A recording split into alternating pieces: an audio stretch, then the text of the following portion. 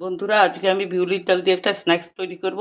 এখানে 1 কাপ বিউলির ডাল মিক্সিতে ভালো করে পেস্ট করে নিয়েছি। এবার দিয়ে দিচ্ছি পরিমাণ মতো নুন, দিচ্ছি একটু লঙ্কার গুঁড়ো,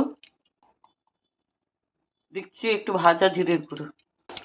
এবার ভালো করে ফেটিয়ে নিচ্ছি 5-7 মিনিটের জন্য।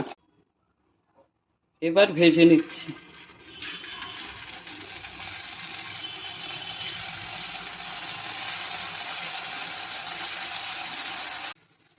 আমি বিউলির ডালে কুরকুরে বানাচ্ছি।